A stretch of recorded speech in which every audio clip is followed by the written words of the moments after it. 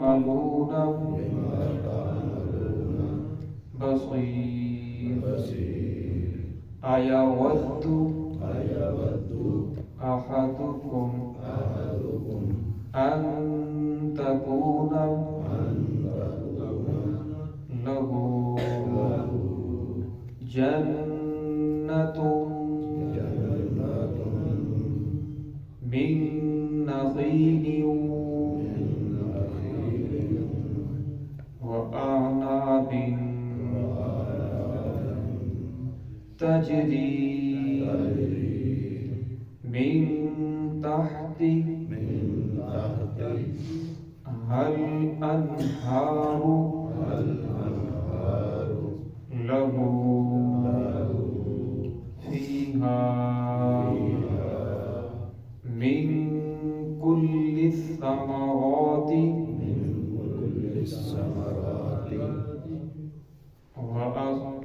وأصابه الكبر وله ذرية ضعفاء فأصابها إعصار فيه نار فاحترقت كذلك يبين الله لكم الآيات لعلكم تتفكرون. بسم الله الرحمن الرحيم. ومثل الذين ينفقون أموالهم ابتغاء مرضات الله وتثبيتا من أنفسهم كمثل جنة بربوة أصابها وابل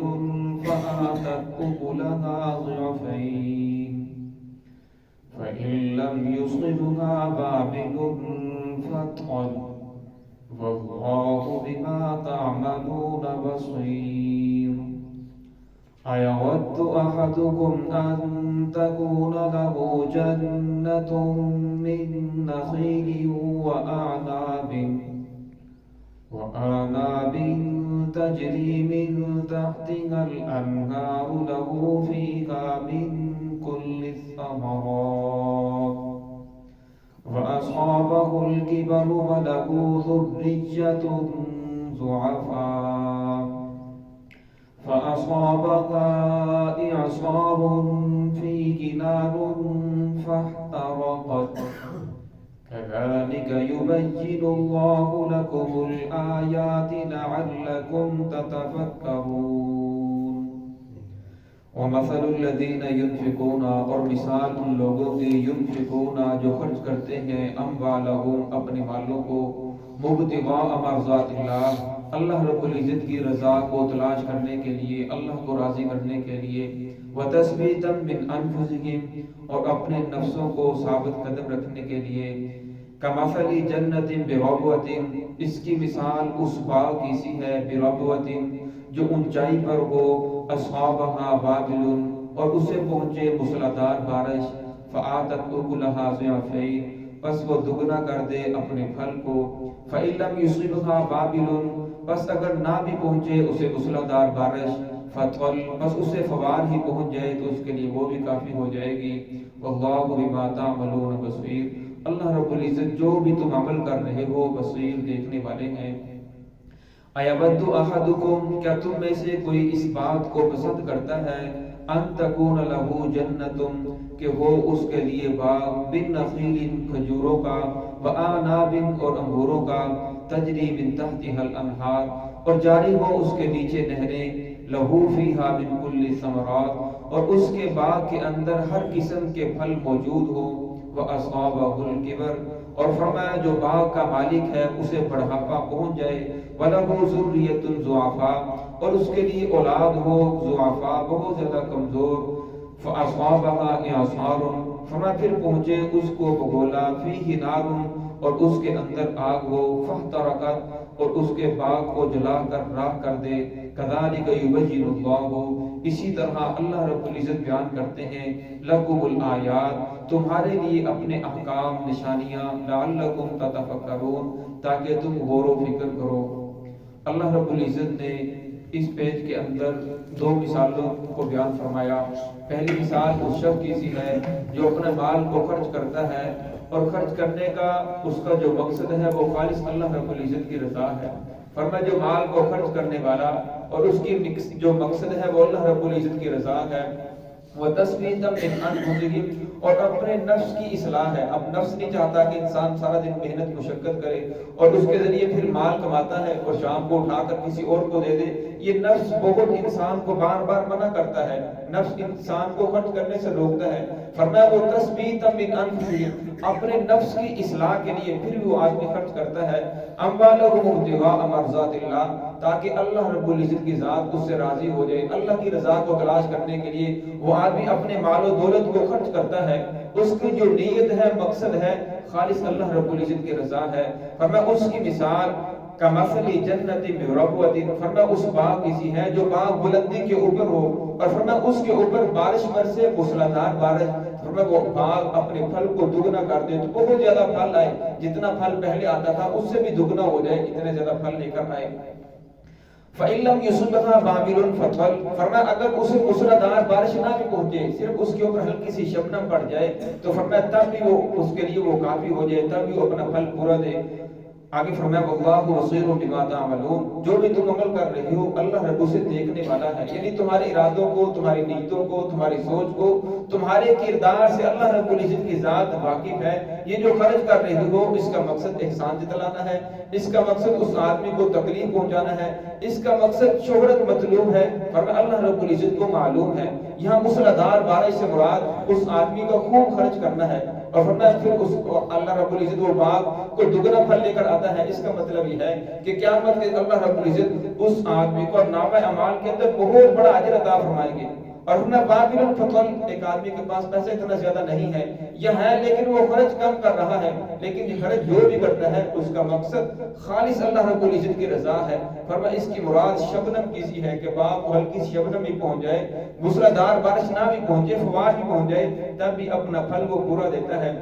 تو فرمایا جس کی نیت خالص اللہ رب العزت کی رضا ہوگی تو فرمایا وہ تھوڑا بھی خرچ کرے گا تو اس کے لیے وہ کافی ہو جائے گا۔ آپ صلی اللہ علیہ وسلم کی حدیث ہے،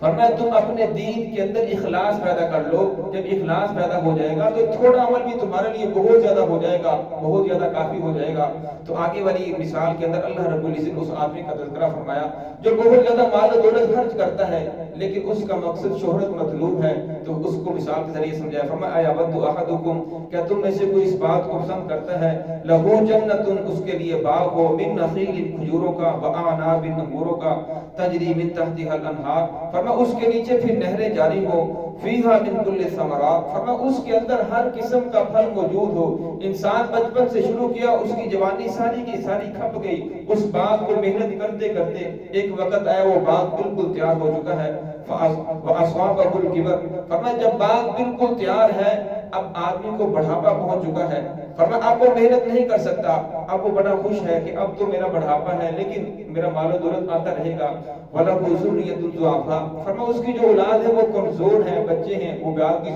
دیکھ بھال نہیں کر سکتے، لیکن انسان خوش ہے کہ میں نے اس کے اوپر جتنی محنت کی ہے، اب جو میری بقیہ زندگی باقی ہے نہ بھی اس کے اوپر خرچ کروں، محنت نہ بھی کروں تو اس کا پھل مجھے آتا رہے گا۔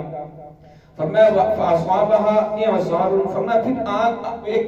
بگولا آتا ہے ہوا کا، فیہ نار، اس کے اندر آگ ہوتی ہے، فاحترقت، فرمایا وہ اس آگ کو جلا کر رکھ دیتا ہے۔ فرمایا اسی طرح یہ مثال اس آدمی کی سی ہے، اللہ رب نے مثال کے ذریعے سمجھایا، جو اپنے مال کو بہت زیادہ خرچ کرتا ہے اور ہر وقت خرچ کر رہا ہے، لیکن اس کا مقصد شہرت مطلوب ہے، یا خرچ کرتا ہے بعد کے اندر احسان جتلاتا ہے، یا خرچ کرتا ہے، یا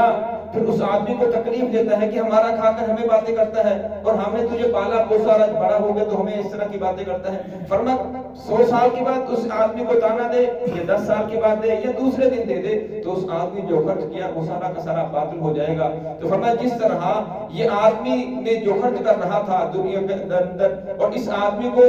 پتا تھا کہ میں مروں گا اور مرنے کے بعد میرے لیے تو بہت زیادہ ذخیرہ ہوگا، میں نے بہت خرچ کیا۔ فرمایا جس طرح جس آدمی نے باغ لگایا اور باغ کے اندر بڑی محنت کی، لیکن جب بڑھاپے کے اندر پہنچا تو سارا کا سارا باغ ختم ہو گیا۔ فرمایا جب یہ بھی دنیا سے جائے گا، دنیا کے اندر تو اس آدمی نے آس لگا رکھی ہے، فرمایا جب آخرت کے اندر جائے گا اللہ رب فرمائیں گے جس مقصد کے لیے کیا تھا وہ میں نے تجھے دنیا کے اندر عطا کر دیا، شہرت کے لیے کیا تھا تجھے شہرت عطا کر دی، لوگوں کے سامنے تیری واہ تھی، یہ بہت بڑا خرچ کرنے والا ہے۔